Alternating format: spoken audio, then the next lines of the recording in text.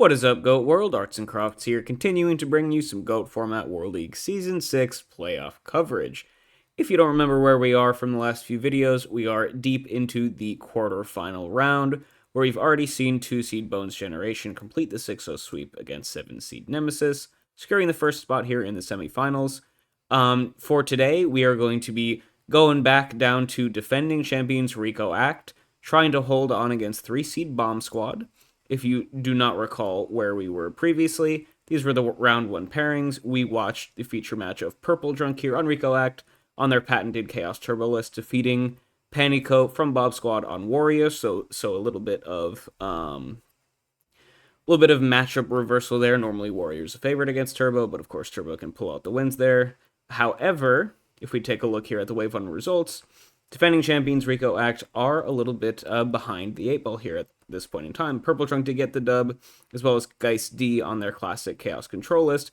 But the other 4 players, including all 3 of their seeded MVP contenders, did fall here in Wave 1 to their Bomb Squad opponents, meaning that there are now 4 players remaining on Bomb Squad to R.I.C.O Act's 2. Remember, this is a survival-style playoff war, so each team plays until every single player on a team starting roster has lost.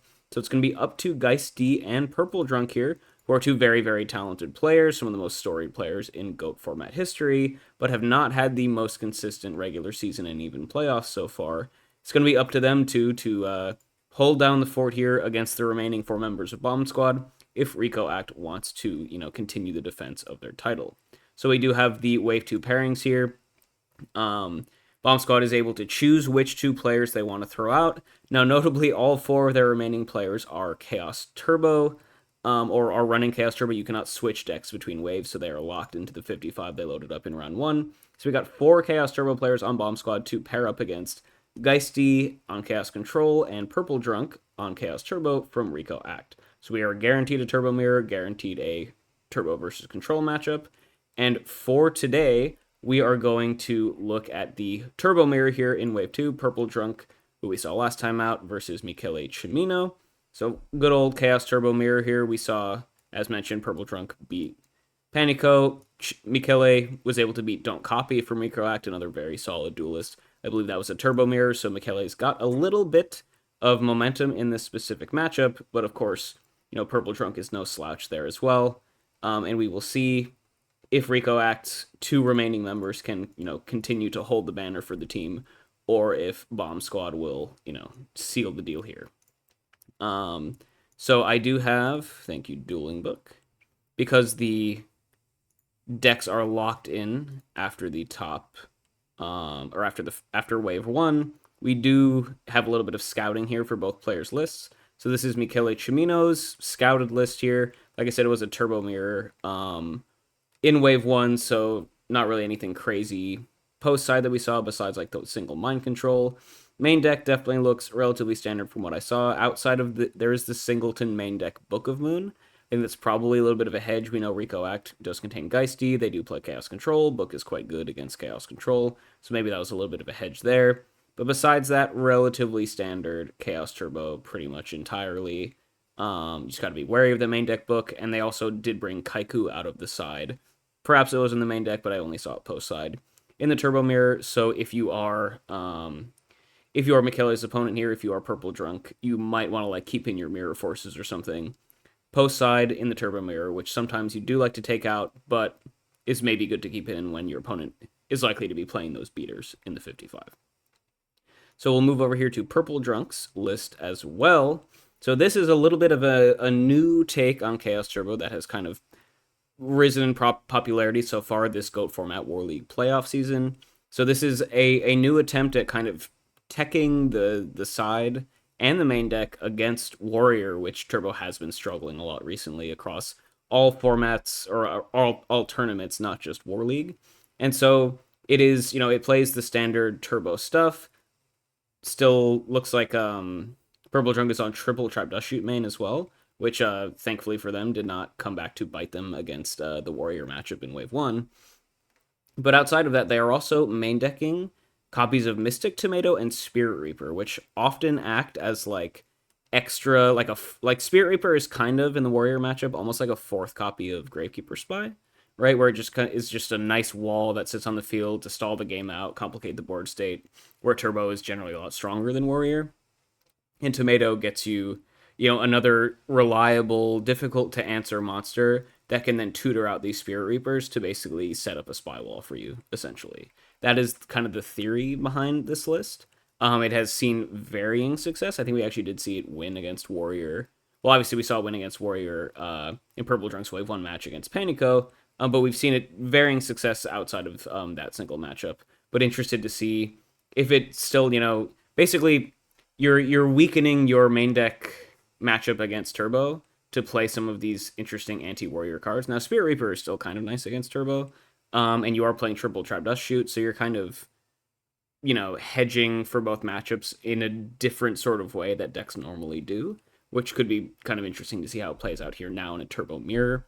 And notably also, because you are playing Mystic Tomato in the main, or multiple copies somewhere in the 55, it also enables you to play a little bit more of a Chaos Control Smokescreen strategy, which is a tried and true strategy against Warrior, but you can go even more into it. You can play extra copies of Creature Swap, right? Because Tomato is really good into that, things like that.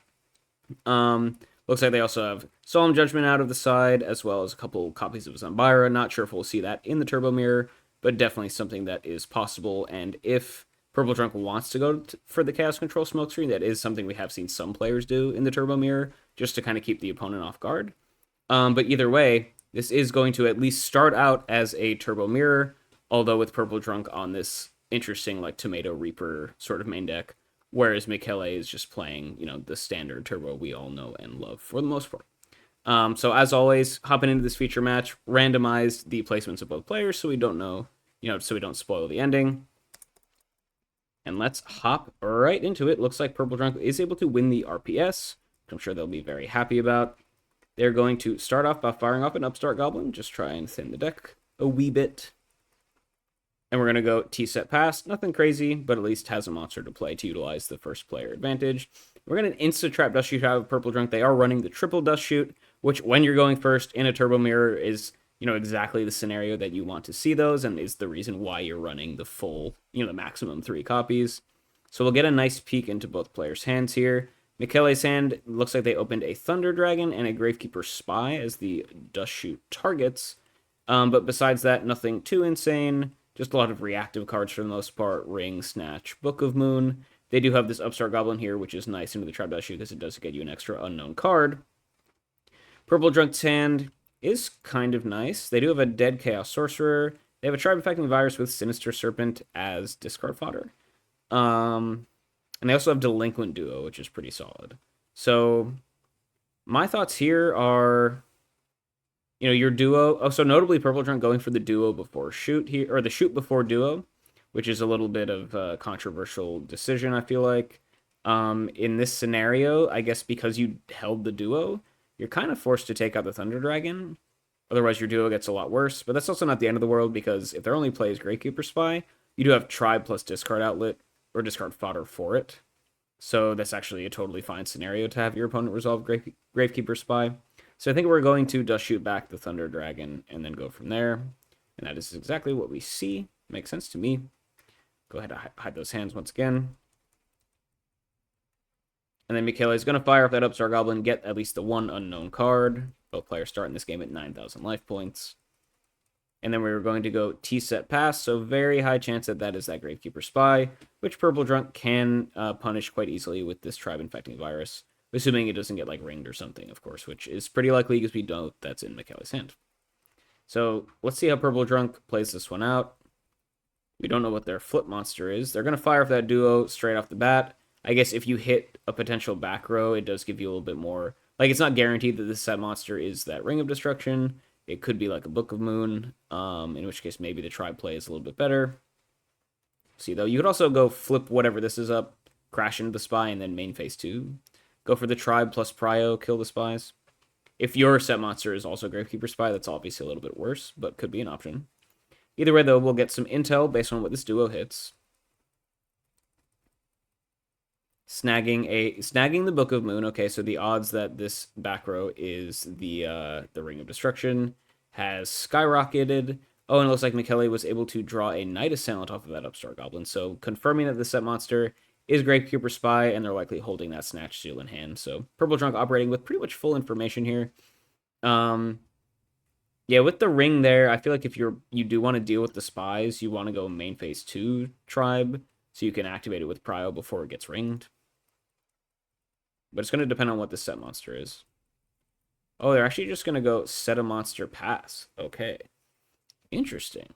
All right, so not going for the tribe, clear out the spies play.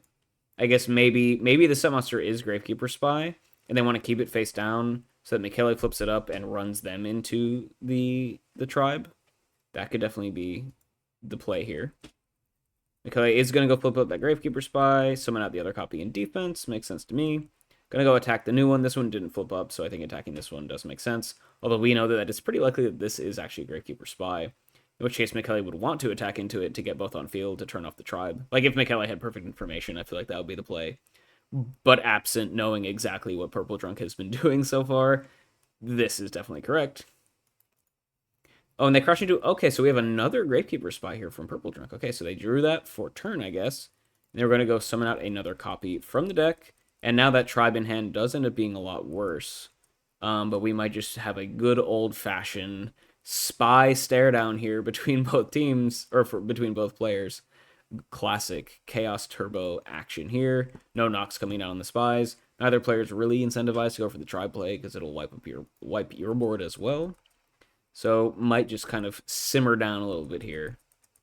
Oh, we're going to go at least try and trade the resources. Yeah, Purple Drunk likely trying to set up for a point in time where, like, their spies are face down or gone, whereas Michele's are face up, so the tribe is good. Also gets a Dark Engrave. Doesn't matter too much for Michele since they already had one, but it is better for Purple Drunk because they did not already have a Dark Monster in the grave. So that's also another reason why trading the spies there is a little bit better for you compared to your opponent. And you're going to go set another monster pass. Not doing anything crazy here. Michele's going to knock the new set, hitting a Magician of Faith. Starting to grab that Delinquent Duo, so Michele with the well-timed knock. Going to get some good value there. Both players will lose their faiths, playing at least 2 copies each. Pretty standard in Turbo nowadays. I'm just going to pass turn after the knock. Just a good old-fashioned spy wall stare down here. Purple Drunk going to add another set monster, having already baited out a knock. A little bit safer. We do know it's unlikely to be Magician of Faith because most lists aren't on the triple, although that is something you see every now and again. Michele here has another knock to do with that set monster, hitting the Mystic Tomato. Yeah, so that main deck Tomato out of this Purple Drunk list is going to eat a knock, which is fine. Still stalemate, though. Nothing really super duper crazy. Set another monster. Purple Drunk just continuing to apply the pressure. You've already eaten through both knocks. So now this set monster surely will be the one to resolve if it is a flip. Okay, just going to set a back row pass. Okay, so opportunity here for Purple Drunk to actually make something happen, depending on what their set monsters are. Just going to set a back row pass, though. Okay, so maybe that is just that Sinister Serpent that they knew was in hand. Could be like a Sangan or something. You know, this is one of those scenarios where neither player can really make any progress, so you're just trying to outmind game, prep yourself for a position to be in a better position once the stalemate is broken. And so we'll see once things start getting simplified down who did a better job of preparing for that, scenario. Michele finds Delinquent Duo of their own, equalizing Purple Drunks earlier. That's going to be pretty nice. They hit the Chaos Sorcerer that we knew about, which was dead in hand. And then now would be a good time for Purple Drunk to discard a Sinister Serpent if they kept it. But it is not super unlikely that they would have set it at this point. They did keep it in hand, though. I think that's definitely the right play, especially when you have the tribe. I don't like risking the Sinister Serpent there. You also got, obviously, a benefit here by holding the Serpent because the duo got hit, or the duo got used. But I think holding the Sinister is generally just good anyway. We're going to go Jar of Greed out of Michele, and we're going to go set a back row, activate Thunder Dragon, trying to play around Trap Dust Shoot as much as possible, I guess, here. I don't think you're really worried about this back row being a Dust Shoot. I feel like there were opportunities, although I haven't been keeping track.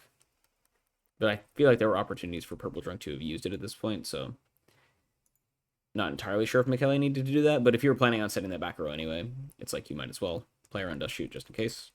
You don't lose anything by doing that. You're just going to pass turn. So still this good old stalemate here. Purple Drunk can grab that Sinister Serpent. And we're going to activate Snatch You. Okay, so Purple Drunk getting a little bit more antsy here compared to Michele. Going for the Snatch on a Gravekeeper Spy, which is not the highest value Snatch Shield target you'll ever see. But looking to get aggressive here, I guess. And yeah, we're going to go beat in for 24, or at least attempt to. Michele will take the damage. And that is, a decent clock. Michele will gain 1,000 from the Snatch Shield every turn. So the actual damage added from the Snatch Spy isn't super relevant. But just moving the wall out of the way is.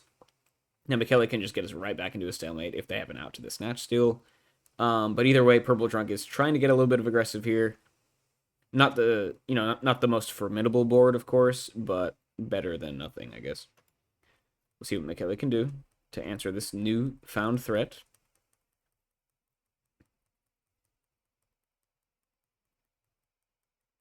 They're going to activate Raigeki Break, discarding one of those Thunder Dragons we knew was in hand.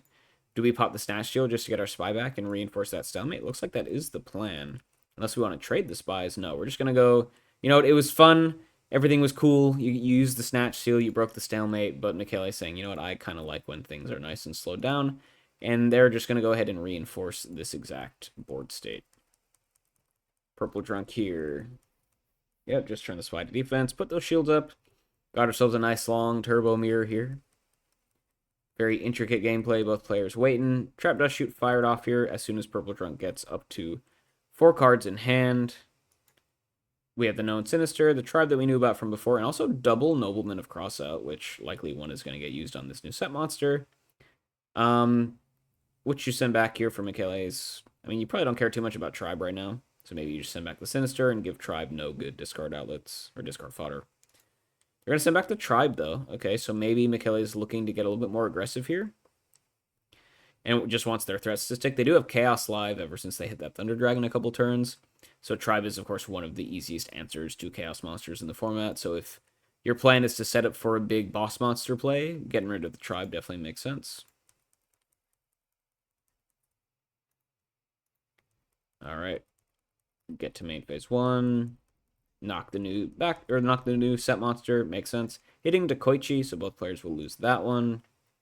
Not the end of the world. Notably, though, Purple Drunk hasn't found a Light Engrave just yet. No Thunder Dragons.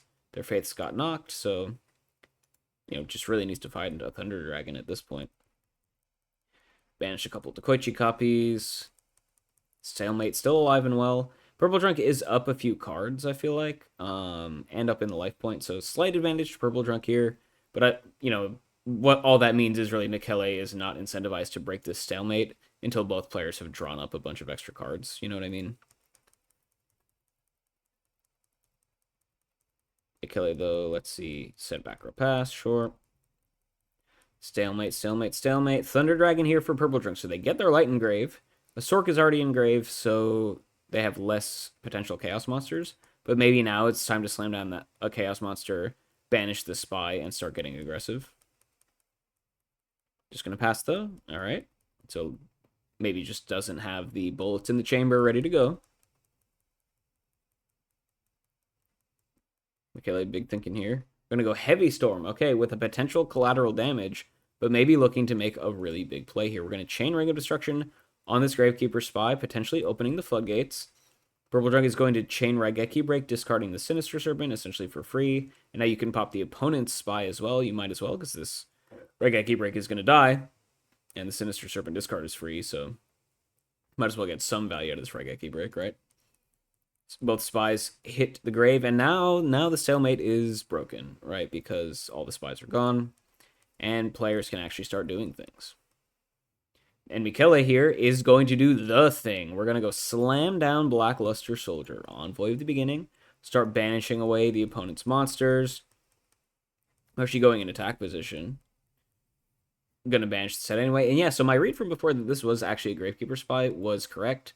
And Purple Drunk not wanting to flip it face up in order to, make their potential tribe-infecting virus better. It's just going to sit down, face down the entire match at this point until it gets banished by a BLS. but I can understand why Purple Drunk played that the way they did. I think that was pretty kind of nifty. However, they have a pretty big issue to deal with here with this Blackluster Soldier coming down. And Michele will pass turn, but this BLS will continue to apply pressure either to life points or towards card advantage for as long as it will stick around. So Purple Drunk is going to need an answer to this relatively quickly. Gonna go grab that Sinister Serpent. Snatch Steal already used, so one of the biggest potential answers to this is already gone. They do have Chaos Live, though. They have their own BLS or Chaos Sorcerer. We're going to go normal summon Sangan. Sangan crash into BLS, taking 2,000 damage to search up Tribe, maybe? Just to get the answer? Or no, you can't search Tribe with Sangan. So, is it a Tsukiyomi play? Oh, yeah, because we know Purple Trunk has double knock in hand. So you can grab Tsukiyomi and at least get some value out of your knocks, is probably the idea. It'll cost them 2,000 life points and their normal summon to do it, but they at least have an out to the BLS next turn. Their set monster here is definitely Forsaken, though. So BLS is, at the end of the day, going to get a good amount of value here.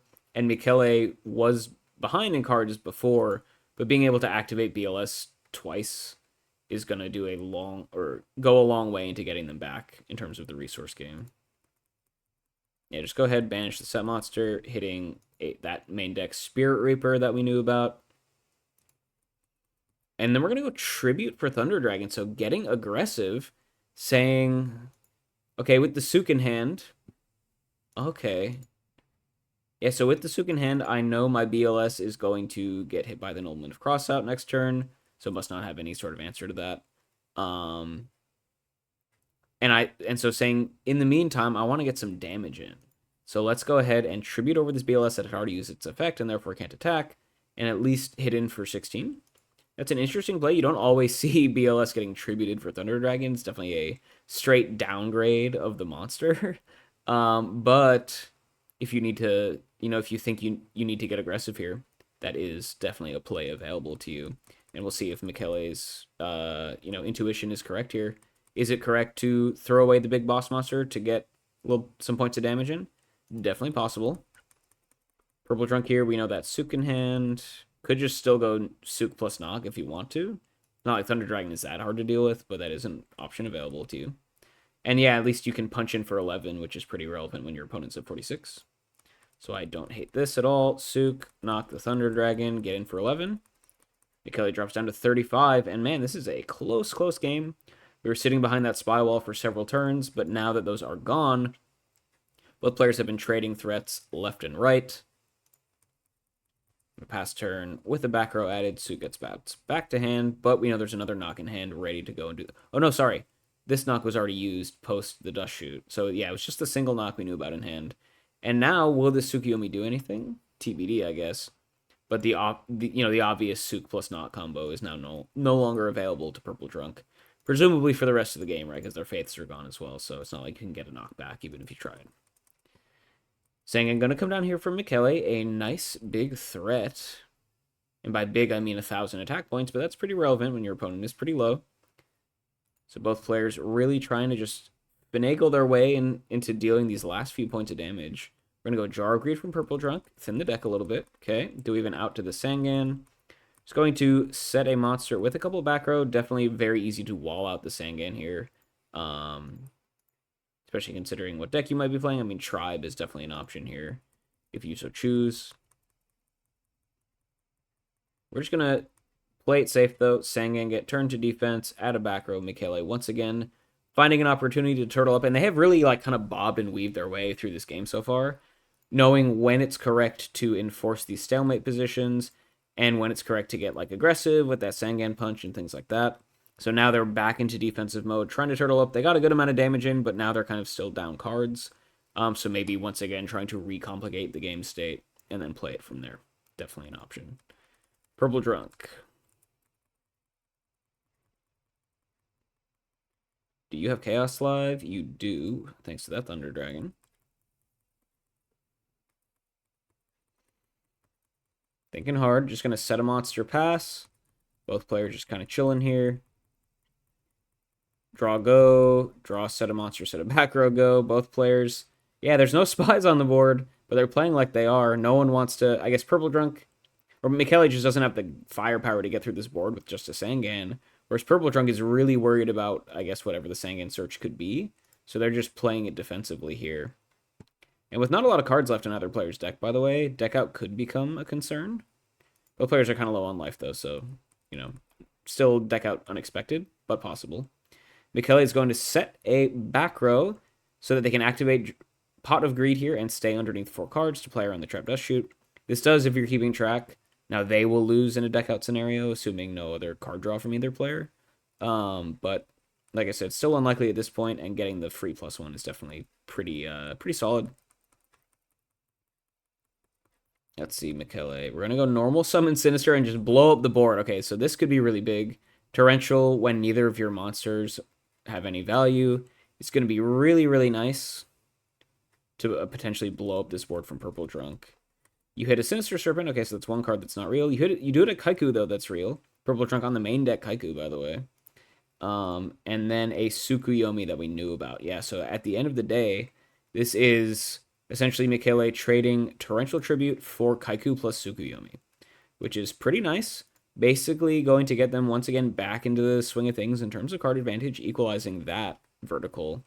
And the life points are pretty similar. So yeah, Michele here, put up the shields once again, and now finding the opportunity to go on the offensive, most likely, with this Torrential activation.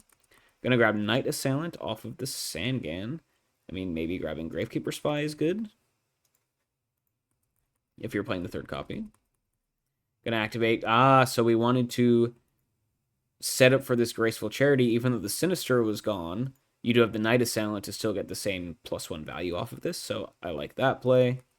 Really churning through the deck here. Gonna go discard Knight Assailant plus Jar of Greed. Knight Assailant here can go ahead and grab either the Gravekeeper Spy or the Knight Assailant, depending. I mean, Spy is obviously the more offensive choice, but maybe you could do some more interesting things with that Knight Assailant. Gonna re-grab the Knight Assailant, so going for a little bit more value here, I guess, is the idea. And they're just gonna pass turn. Okay, so wiping the board, but with no follow-up, just a nice little value play. And both players are really dwindling resource-wise. Sinister back to Purple Drunk's hand. We're going to chain Mystical Space Typhoon, trying to catch out a potential Trap Dust Chute from Michele. See if it does. It's going to be a Raigeki Break. Okay, so Michele's going to chain the Raigeki Break, discarding the Knight Assailant that we know in hand, so free discard once again. Really getting a lot of value out of those discarded fodder. We're going to Raigeki Break, pop another back row, which is Ring of Destruction. Okay. So a big potential blow-up card here for both players is now gone. Ring not available to either one. So both players can, or I guess Michele can breathe a little bit safer here, knowing that they won't get ringed for game. This game specifically, at least. And so Purple Drunk did that whole thing to try and potentially snipe a Trap Dust Chute, now that they're going up to 4 cards in hand with that Sinister. But they did not hit a Trap Dust Chute with the MST, so if Michele has another one, they're now free to use it. And Michele will, having discarded a Knight Assailant to the Raigeki Break, will once again re-grab the other Knight Assailant. So yeah, I think grabbing the Knight Assailant off of the previous Knight Assailant, when you could have gone grabbed the Spy, definitely makes sense if you had that Raigeki Break ready to go as another discard outlet. And they're just going to try and do the same thing again, I guess, at this point. Jar of Greed here from Purple Drunk. Sure. Really thinking hard here. T-set pass. All right. I mean, at this point, if you're Purple Drunk, you can just kind of hole up and hope Michele decks themselves out, right? That's not completely unlikely at this point. Michele will grab the Sinister. Set a monster pass. All right, and the clock is in Purple Drunk's favor here, like I just said. So Michele, just kind of struggling to make progress. But only has 3,200 points of damage to get through. We're going to go ahead and we will summon Black Luster Soldier here on Purple Drunk's side of things. Now, we do know that Snatch Steal has been in Michele's hand since, like, the very, very first turn of the game. So summoning BLS into known Snatch Steal is a little bit scary, of course. Purple Drunk having already used their MST, having already used a single Raigeki Break, so your outs to Snatch Steal are a little bit less. But maybe saying, okay, this is my time to shine. BLS is going to come down, banish the set monster, hitting one of the known Knight Assailants. Now you can get in for some damage with this other set monster if it's something good. Or no, we're going to go Tribute set, likely Thunder Dragon hitting the board, set a back row pass. And yeah, so Purple Trunk here playing around that known Snatch Steal. by tribute summoning immediately over this BLS, putting it face down so it's no longer a snatch target is the idea. But for the second time this game, a player has summoned BLS, gotten some value, and then tributed it away for most likely a Thunder Dragon. So funny that both players felt the need to do that, in the same game. But really just trying to... I mean, in Mikele's position, it was to try and chip in for some damage in a single turn. Here, Purple Trunk is intentionally playing around the Snatch Steal. So it is, honestly, the versatility of Thunder Dragon kind of on display here. Like, you can use it just to change the makeup of the board. And it's... tribute summoning isn't the strongest mechanic in the game, but the fact that it is a relatively versatile option means that sometimes it is just kind of good to do here. And this is one of those scenarios where both players have decided that it's worthwhile at different points in the game and for different reasons to show off how versatile it is. Mikele, though, has Breaker the Magical Warrior. Deck count, 4 cards left in deck, so needs to get some pressure on the board ASAP. Gonna go pop a back row, hitting a Pro Set Heavy Storm there. And then Breaker will go ahead and attack the likely Thunder Dragon, which it is. So nice little +2 here so far for Breaker, more like +1.5, I guess. And now notably, if Breaker can get through this set monster, it is a 2-turn clock. So Mikele is sticking some threats on board. Not too bad. We'll see if Purple Drunk can deal with it, though. They are suddenly actually down a bunch of cards, though. It's kind of interesting. Mikele has really grinded this one out over time. I mean, they had some nice plus plays. We had the Graceful plus Night Assailant combo. We had the Raigeki Break to chain to the opponent's Mystical Space Typhoon, stuff like that. So was down relatively early on, thanks to like that early duo and stuff, but really grinded this one out. Like I said, finding good opportunities to stalemate the board, to draw into their good stuff to try and equalize. Now all they need to do is actually kill the opponent before they run out of cards in deck. But just getting here, honestly, I think is pretty impressive at this point in time. Purple Drunk here, going to summon likely their last Chaos Monster to go answer this Breaker. And yeah, Purple Drunk probably recognizing that Breaker is a 2-turn clock, right? Mikele does need to kill you soon, otherwise you just win by default. So even if, Breaker isn't the most enticing target for a Sork activation, and maybe you're playing into Snatch Steal again, at least removing the attack points from the opponent's board can be pretty relevant. Now, is playing into Snatch Steal correct? Oh, we're just going to go Tribute Summon, or Tribute Set another Thunder Dragon. So Purple Drunk here, investing so much into basically just turtling here, removing stats from Mikele's side of the board, going all in on the deck out strategy at this point in time is kind of exactly what this looks like to me. And is it going to work out? You are down actually pretty significantly in terms of card advantage at this point, thanks to all the Tribute Summons you've had to perform, and some of the good work Mikele's done with some of their combos and stuff. So, you only have to survive 4 more turns, but you're at a pretty significant resource disadvantage, so we'll see if it ends up working out. Mikele has Tribe Infecting Virus. That's a good way to clear out the board if you need to get in the big damage. Set a back row, in case it's like a Morphing Jar, I guess. Kill that Thunder Dragon, sure. And pass turn. Alright, so once again, 2-turn clock on the board, but Purple Drunk is just trying to keep these shields up. Top deck Graceful Charity is pretty nice. We're going to go discard Upstart Goblin and Trap Dust Shoot, which was live, notably. Assuming Mikele didn't have any discard traps or anything. But prioritizing whatever the remaining card in hand is. Could be another Dust Shoot, of course. Or could it? It could be another Dust Shoot. We do know that Purple Trunk runs 3, so they had 2 left in deck. So really just trying to keep these shields up. Mikele has Raigeki Break on the Unknown back row, hitting a Mirror Force, which was pretty likely it was that, because we've gone through most of the deck at this point. Now we can go Tribe attack the Summonster. We're going to add Kaiku for more damage, so both players on the main deck Kaiku technology.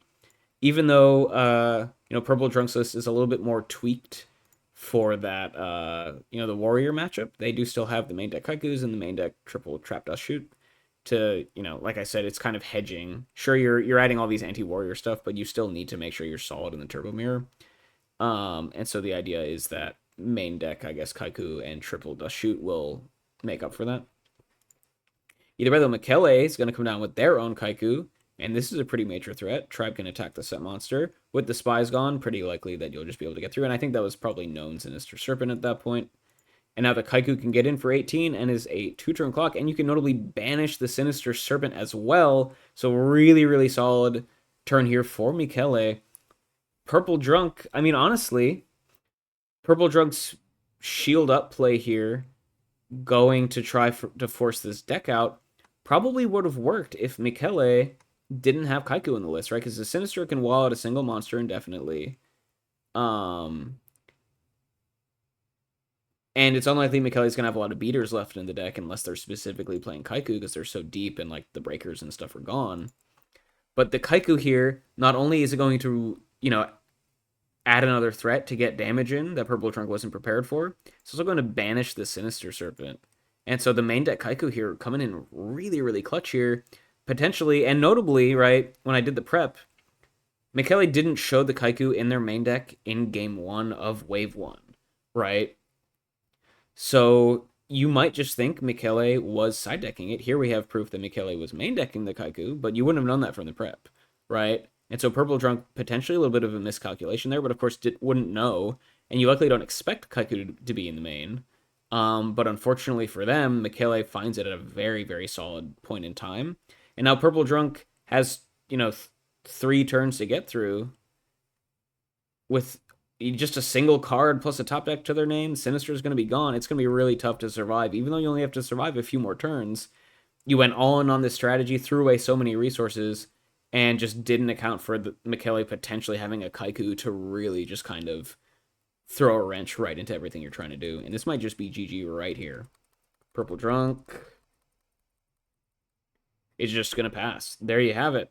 All right, so that is game 1 to Michele in this Turbo Mirror. The main deck Kaiku at the very last coming through to catch Purple Drunk completely off guard. We will go to game 2. Now, we do know Purple Drunk is running the Chaos Control potential smokescreen, which is an option. I wouldn't recommend it for most scenarios because Turbo does kind of generally considered to have a winning matchup against Controllists, so why would you side deck into a losing matchup, right? But it is an option depending on if you think you can catch your opponent off guard with certain, cards, certain configurations. Game 2, the Purple Trunk will be able to go first. See what they chose to load up here in Game 2. Starting off with Upstart Goblin once again. We got Upstart into set a monster pass, so very similar to last game. Nothing crazy, no open Trinity there.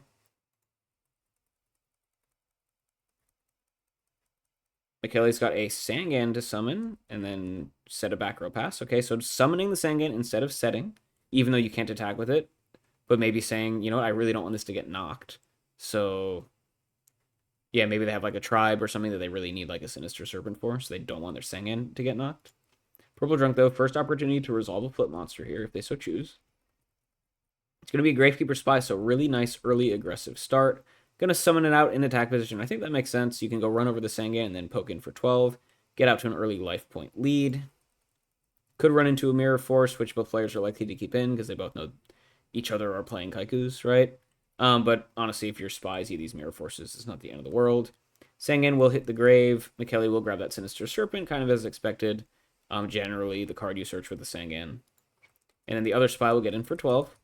So Purple Drunk off to a somewhat early lead. Nothing crazy. Ahead on board, though. But plenty of Yu-Gi-Oh! Left to play. Gonna set a monster pass to add to the board. Michele finds, Graceful Charity. Yeah, so you can see why they did not want their Sangan to get knocked, because finding the Serpent will allow them to go +1 off of this Graceful. Set up for that nice combo. This is completely safe because Purple Drunk has no back row. Maybe a very monster-heavy hand, potentially. We can go ahead and discard Sinister Serpent, and then one of those Kaikus that we knew about. So notably, Kaiku's pretty good at this point in time. I mean, it's, I guess, actually, no, Kaiku's not that good. It can kill a single spy, but then gets walled out by the second one. And Purple Trunk has no monsters engraved, so it's not like banishing stuff or the Floodgate effect is super relevant.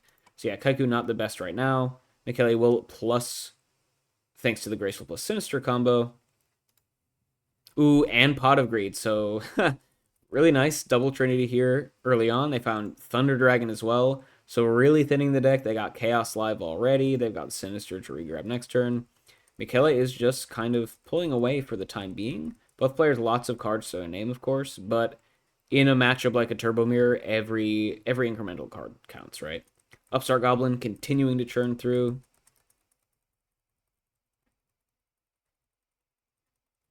Really thinking here. Yeah, so set up for chaos with that Thunder Dragon find. We're going to just slam down BLS. You can just clear up both of these spies right now if you want. Or you could banish the Set Monster. Set Monster's not super scary, though, since it's just the upstart in the grave. Not like you're worried about Magician of Faith or anything. We're actually just going to go ahead, yeah, clear up both of those spies. And that's a lot of damage, by the way, as well. That's 3,600 points of damage straight to the dome. To now put the life total advantage in Michele's favor.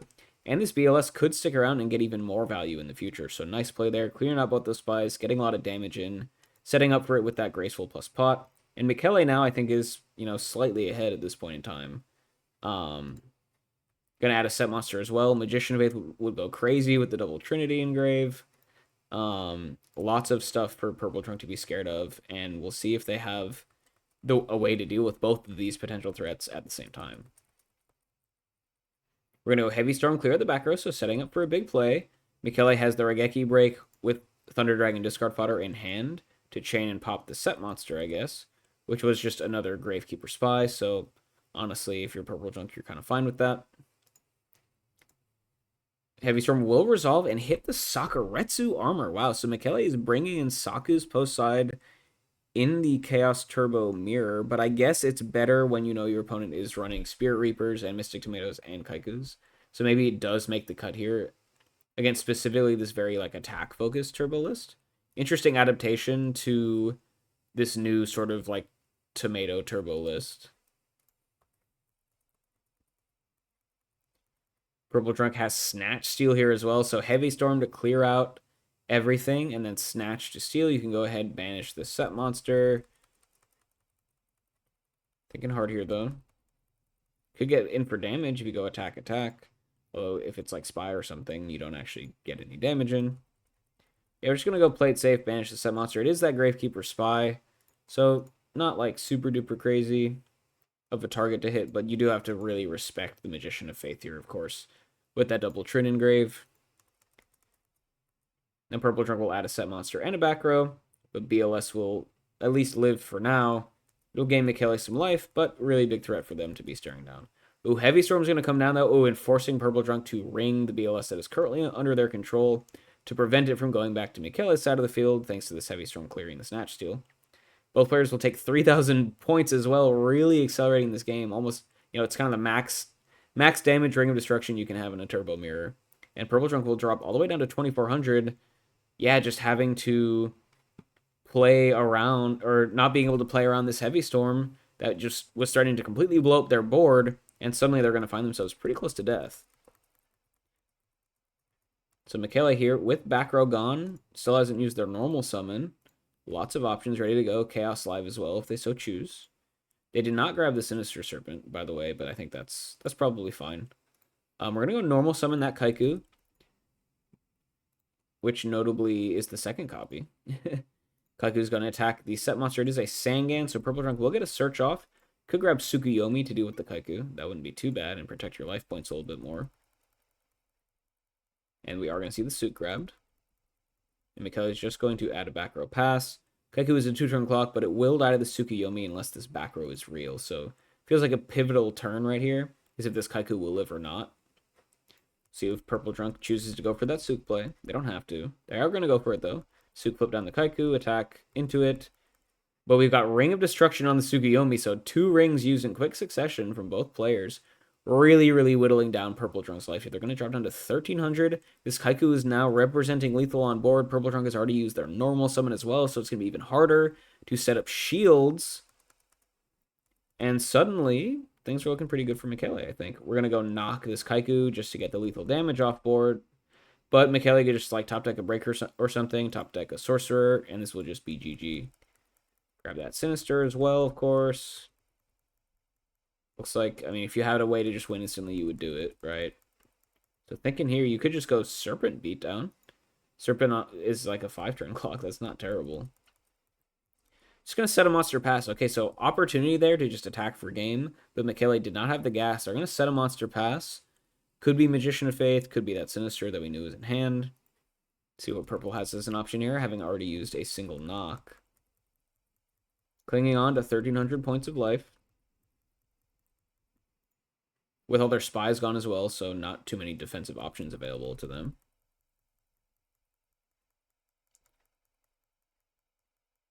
Really thinking hard here. All right.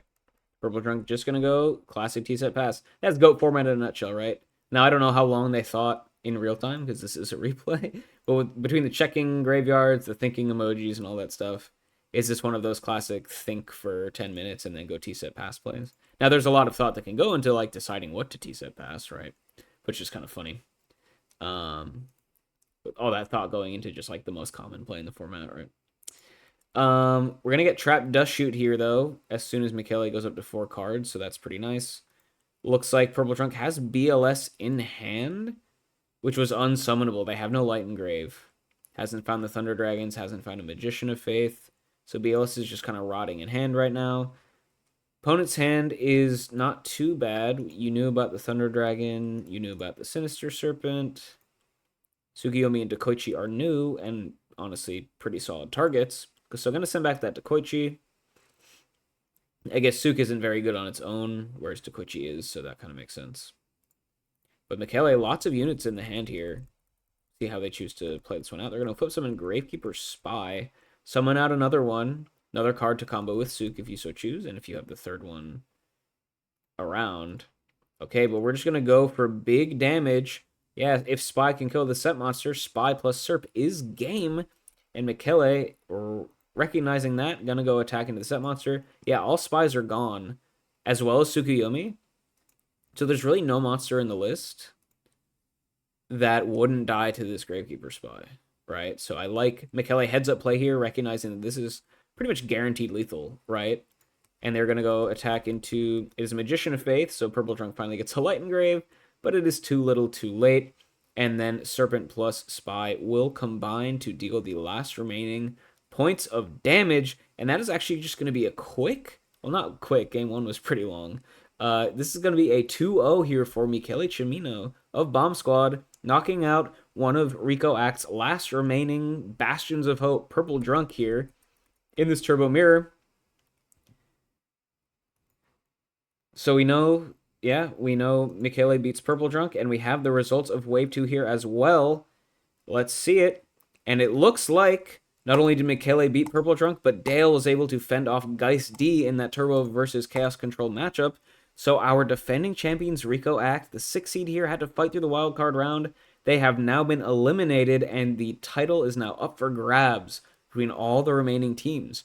Bomb Squad here are 3 seed, so technically not really an upset, even though R.I.C.O Act were, of course, the defending champions.